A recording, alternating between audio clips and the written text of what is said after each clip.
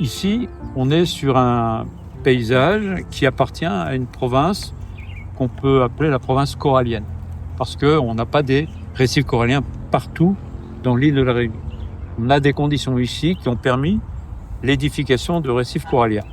Mais vous devez savoir qu'à la base, vu leur nom, les éléments constructeurs fondamentaux, ce sont des coraux, qui sont des organismes vivants, et qui, en tant qu'organismes, demandent un certain nombre de conditions de manière assez stricte pour pouvoir se développer. Alors, ces conditions qui les touchent directement, c'est les conditions qu'on peut appeler les conditions biologiques, c'est-à-dire le fait de pouvoir bénéficier de la bonne salinité, de la bonne température, de trouver un support suffisamment solide pour que leur installation puisse durer, etc. Ça, c'est des conditions biologiques. Mais il y a d'autres conditions qui ont... Ça a été mon constat assez récent. Je me dis, mais c'est vrai qu'on a toujours expliqué partout cette sensibilité des coraux, le fait que ce soit des organismes vivants, que ce sont les éléments fondamentaux de la construction d'un récif corallien, et que si le récif corallien finit par ne plus avoir ce rôle de protection physique du littoral, on peut craindre d'énormes dégâts et d'impacts sur le littoral lui-même par la suite. Actuellement, on connaît déjà la problématique de l'érosion des plages coralliennes, ce qui signifie déjà, c'est un signe, que le récif corallien lui-même ne remplit pas toutes ses fonctions.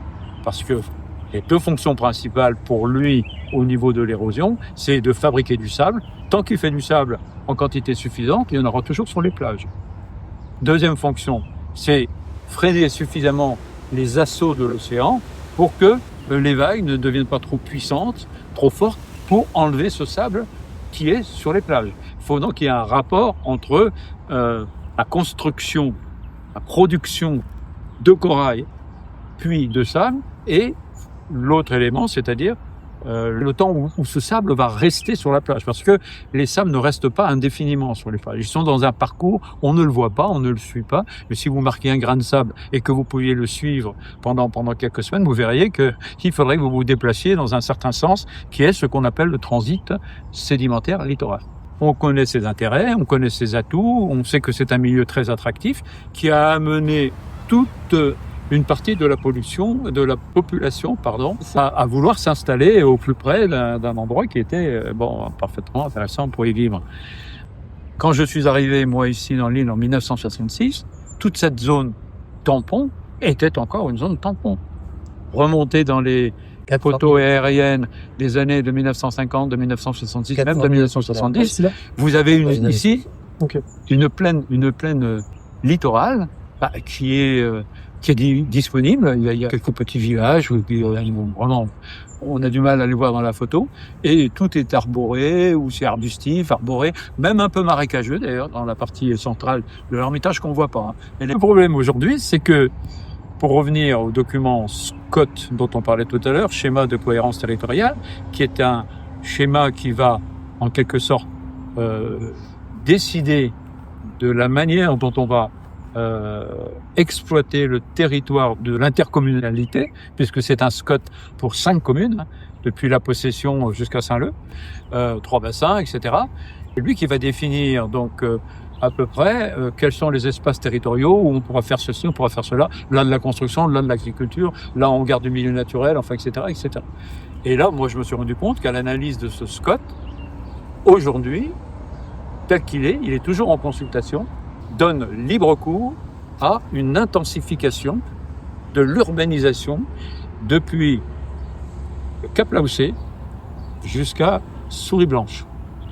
C'est-à-dire que tous les patchs que vous voyez aujourd'hui, toutes ces taches blanches qui sont des constructions, à terme, ça peut devenir une ligne continue de construction.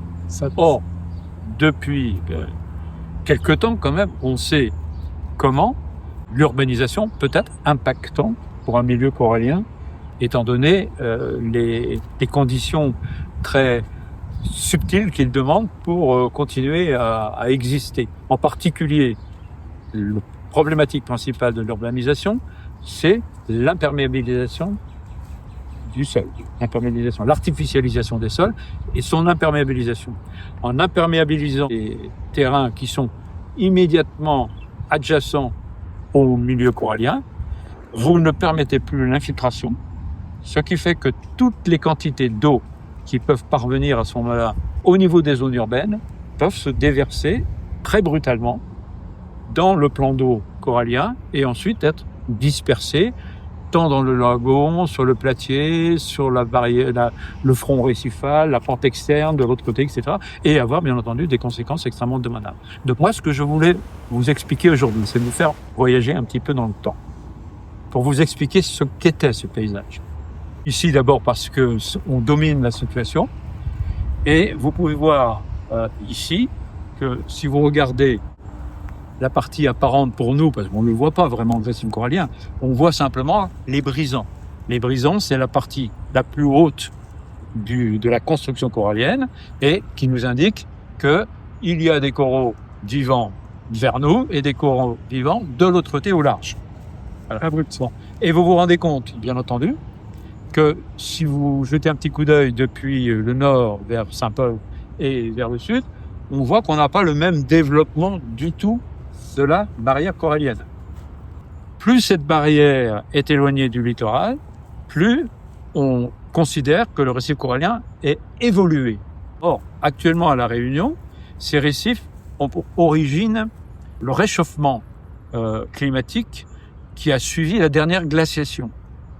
La dernière glaciation, le Wurm, s'appelle le Wurm, qui s'est stoppée plus ou moins il y a 15-20 000 ans à peu près. À un moment donné, les eaux marines sont devenues suffisantes en température pour permettre l'implantation des coraux. Mais à ce moment-là, bien entendu, le récif corallien n'existait pas et la limite de rivage, comme on était en glaciation avec des niveaux marins beaucoup plus bas, était pratiquement à 150 mètres plus bas que le niveau d'aujourd'hui. C'est-à-dire que si on était venu là à ce moment-là, bien entendu, on n'aurait pas vu le récif corallien, on aurait vu devant nous une espèce de cette pente là que vous voyez, avec une espèce de grande concavité qui descendait dans une pente relativement douce jusqu'à une profondeur d'environ 150 mètres à peu près. C'est là que se trouve la singularité qui fait qu'aujourd'hui, dans la zone ouest, on a le récif corallien le plus évolué. C'est le fait d'avoir pu, dès le départ, disposer d'un relief sous-jacent, géomorphologie, si vous voulez, qui lui permettait de pouvoir commencer à se construire à une distance suffisamment lointaine des pentes volcaniques qui, elles, déjà à l'époque, amenaient toutes sortes de ruissellements. Il n'y avait pas les pollutions humaines à l'époque, mais il y avait quand même de l'eau qui coulait à chaque cyclone, des terrains pouvaient arracher, de la boue aussi pouvait arriver, mais on était dans des ruissellements ou des ravinements qui étaient beaucoup plus naturels qu'aujourd'hui. Cette distance qui mettait à ce moment-là le littoral beaucoup plus loin, au fur et à mesure que le niveau marin est remonté, dans un premier temps, on part de 120 mètres à peu près, ou 150 mètres même, c'est variable. Au fur et à mesure, pendant un bon moment, on n'était toujours pas dans un système climatique suffisant pour que l'océan permette l'installation d'organismes coralliens. Le niveau est remonté jusqu'à arriver à un moment donné vers une profondeur d'une vingtaine de mètres à peu près, sur lequel, comme par hasard, et la profondeur, qui n'était pas très importante, qui permettait quand même une transparence de l'eau, et le réchauffement de la mer à ce moment-là, tout était réuni pour que des germes de construction corallienne s'installent. D'autant plus avantageux que ces germes étaient relativement éloignés des pentes volcaniques qui, si elles avaient été trop près, c'est le cas de la Lège de Saint-Leu, Corille de Saint-Leu, il y a des coraux en bas, mais vous n'avez pas un édifice corallien. Pour avoir un édifice corallien, il faut que des générations de coraux se soient égrandis les unes par-dessus les autres. Donc, cette position relativement détachée un petit peu du pied de la Planaise a permis, dans cette zone, l'édification d'un récif qui a eu, bien entendu, de raisons, à continuer à se construire en même temps que le niveau marin remontait. Bien entendu, les coraux qui ont besoin de lumière et qui ont besoin de transparence ont suivi cette remontée. Là, il faut aussi une adéquation entre la vitesse de remontée du niveau océanique et les vitesses de croissance des colonies coralliennes. Ça, c'est pas toujours gagné non plus. Est-ce que c'était la configuration qu'on avait là, donc, est-ce que c'était comparable à ce qu'il y a sur Saint-Paul, par exemple? où il y a l'étang et puis... À Saint-Paul, il y avait déjà aussi de ce côté-là, il y avait aussi une configuration identique à celle qu'on avait ici et qui aurait permis normalement l'installation de récifs coralliens. On n'a pas de récif corallien sur Saint-Paul. Pourquoi on n'a pas de récif corallien sur Saint-Paul? Parce que parce que la région de Saint-Paul est en réalité une région qui a été immédiatement sous le coup des alluvionnements suite au creusement du cirque de Mafate. Il y a eu des millions et des millions de mètres cubes de roches qui ont été arrachés et qui se sont déposés à la sortie des gorges, qui sont déposés de part et d'autre, de l'embouchure de la rivière des Galets. C'était d'abord un substrat instable. Les coraux, ils n'aiment pas ça. Deuxièmement, c'est quelque chose qui a fonctionné de manière monumentale pendant à peu près 20 000 ans dans une zone qui recevait énormément d'eau douce par le biais de la rivière. À une époque aussi où on était dans un climat différent, donc peut-être qu'on avait des pluies de type austral, beaucoup plus fréquentes, etc. Et surtout, c'est cet apport d'eau douce et cet apport d'alluvions et de sable qui n'était pas du tout un substrat à la fois d'installation des coraux et ensuite des conditions océaniques qui tendaient vers la dessalure. Et la dessalure, les coraux n'aiment pas. À chaque fois que vous avez de l'eau douce qui arrive quelque part, vous avez une tranchée dans le récif. C'est la passe de Trois-Bassins. C'est la passe de l'Ermitage.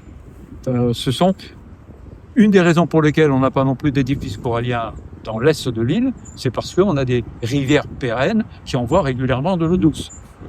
Et j'avais voulu le montrer dans la première sortie que nous avions faite, c'est qu'on a bénéficié d'un accident géologique.